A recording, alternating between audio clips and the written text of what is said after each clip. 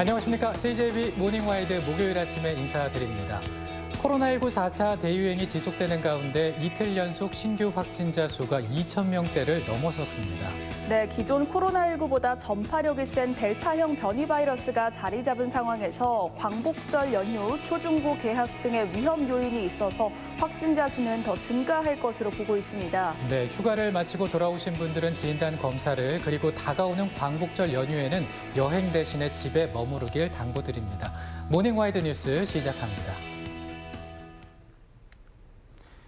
청주시가 시외버스 터미널 사업자를 2번이나 수의계약으로 결정하면서 논란이 커지고 있죠. 청주시는 터미널의 안정적 운영을 수의계약의 가장 큰 이유로 내세우고 있는데요.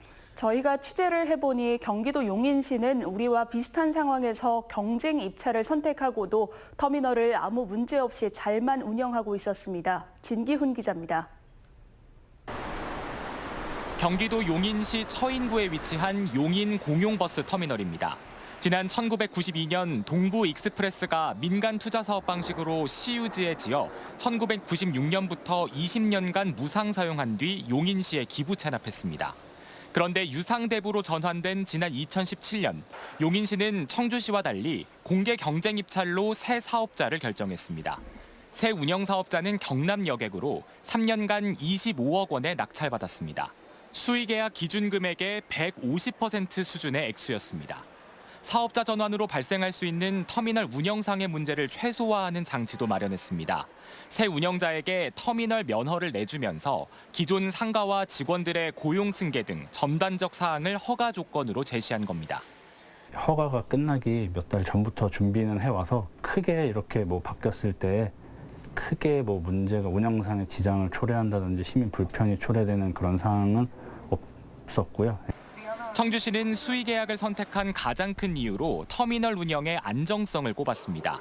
사업자가 변경되면 기존 인력의 고용과 입점 상가, 정류소 운영 등의 문제로 원활한 터미널 운영이 어려울 거란 논리를 내세웁니다. 하지만 용인시의 사례는 수의계약만이 정답이 아니라는 걸 보여주고 있습니다. 계약 조건으로서 고용 승계나 기존 질서에서 크게 위배되지 않을 정도의 안정성을 충분히 확보할 수 있었음에도 불구하고 공개경쟁 입찰이라는 명확한 제도를 포기한 것은 좀 더 구체적이고 납득 가능한 설명이 필요해지는. 5년 전 청주시의 수의계약에 대해 충청북도는 타 업체에 대한 기회 박탈과 시세입 손실을 초래한 행정이었다고 감사에서 지적한 바 있습니다. 청주시가 수의계약만을 고집하는 진짜 이유가 갈수록 궁금해지고 있습니다. CJB 진기훈입니다. 택시 호출 시장을 장악한 카카오택시가 서비스를 일부 유료화한 가운데 충북의 택시업계가 자체적인 호출 플랫폼을 만들었습니다. 이름은 리본택시입니다. 승객들의 선택을 받기 위해서 다양한 서비스를 내놓겠다는 계획입니다. 안정은 기자가 보도합니다. 청주시 가경동에 사는 최유진 씨는 일주일에 2번 정도 택시를 이용합니다. 최근 충북형 택시 호출 앱을 설치해 사용하고 있는데 결제 금액의 2%가 적립돼 적립금이 꽤 쏠쏠합니다. 생각보다 호출도 조금 빨랐고 그리고 이제 택시비가 적립이 되니까 아무래도 주부 입장에서는 그 부분이 제일 좋은 것 같아요. 충북형 택시 플랫폼인 충북 리본택시가 본격적인 운영에 들어갔습니다. 지난 4월 충북 개인택시와 법인택시 운송조합이 힘을 합쳐 전국 최초로 상생형 택시 호출 플랫폼을 구축한 겁니다. 리본택시에 가입한 도내 법인과 개인택시 기사 수는 1,000여 명. 카카오택시의 서비스 유료화로 수입이 감소한 기사들은 지역 맞춤형 택시 플랫폼에 거는 기대가 큽니다. 유료화되면서 저희 입장에서 콜이 많이 줄었습니다. 이 리본택시가 저희들에게 콜을 많이 채워주셨으면 좋겠습니다. 충북 리본택시는 청주 지역을 시작으로 다음 달 충주와 제천 등 타 시군에 순차적으로 도입됩니다. 승차 중개뿐만이 아니라 앞으로 많은 수요가 예상이 되는 복지교통, 예를 들어서 마을택시라든가 행복택시, 그리고 관광택시나 폐택시 같은 카카오라는 거대 플랫폼에 도전장을 낸 지역 밀착형 택시 호출 플랫폼이 어떤 성과를 낼지 관심을 모으고 있습니다. CJB 안정은입니다. 이시종 지사가 연일 지역 대표형 상원제 개헌을 설파하고 있습니다. 수도권과 비수도권 간 커지는 불균형 상황에 지역 존립과 국가 발전이 한계에 다다랐다는 판단에서인데요. 대선과 지방선거를 앞두고 선거 의제로 부상할 수 있을지 관심이 모아지고 있습니다. 구준회 기자입니다.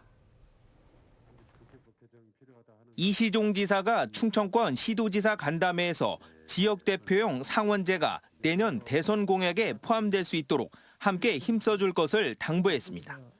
지난달 28일엔 박병석 국회의장을 만나 상원제 도입을 건의했고 지난 3일에는 송영길 민주당 대표와 정세균 전 의장에게도 협조를 요청했습니다.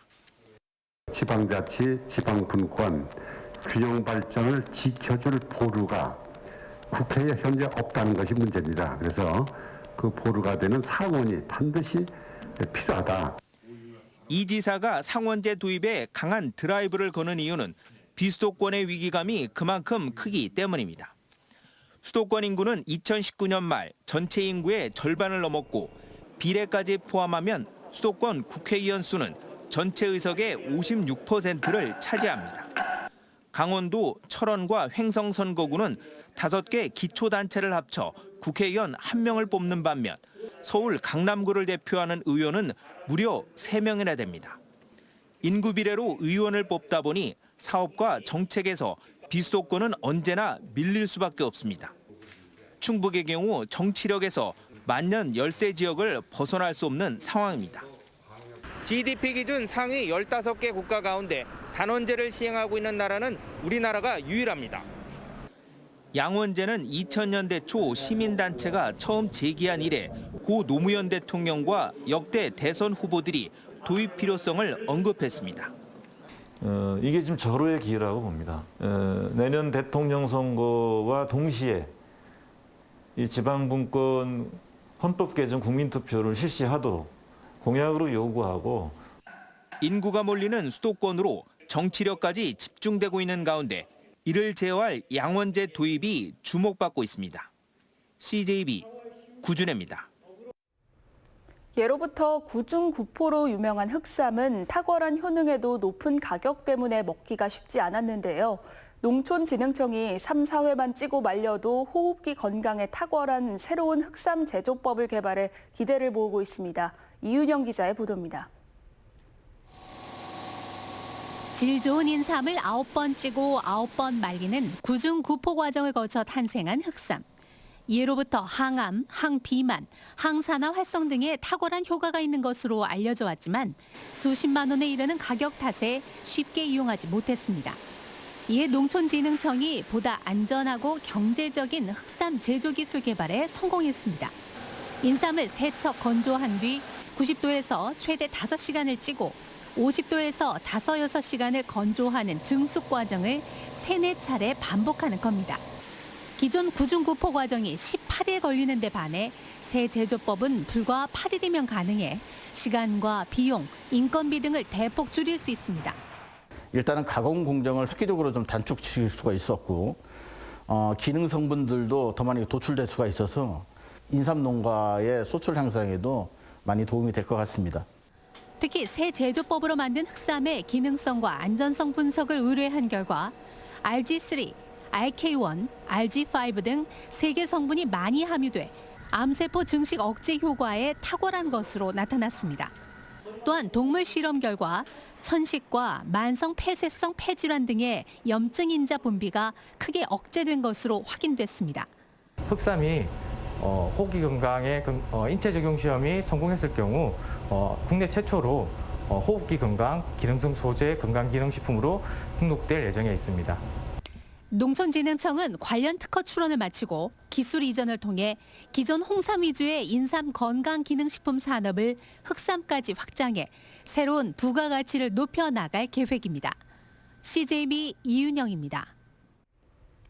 충청권 4개 시도지사가 국회 세종의사당 건립에 필요한 국회법 개정안 처리를 9월 정기국회 이전에 완료해달라고 촉구했습니다. 충청권 4개 시도지사는 어제 세종시청에서 열린 정기간담회에서 국회 세종의사당 건립과 미이전 중앙행정기관 추가 이전을 단기 과제로 추진하는 한편 장기적으로는 헌법 개정을 통한 행정수도 지위 확보를 추진해 나가기로 의견을 모았습니다. 어제 간담회에서는 강호축 추진과 충청권 지방은행 설립 등 차기 대선 공약 반영을 위한 충청권 주요 현안도 논의됐습니다. 국가균형발전 충청권 공대위는 2단계 공공기관 지방 이전을 더 이상 미루지 말고 신속히 추진할 것을 정부와 민주당에 촉구했습니다. 공대위는 2단계 공공기관 지방 이전은 문재인 대통령 공약으로 그동안 민주당 이해찬, 송영길 대표도 추진을 약속했지만 아직까지 구체화된 게 없다며 더 이상 희망 고문하지 말고 추진 로드맵부터 신속히 확정 발표하라고 요구했습니다.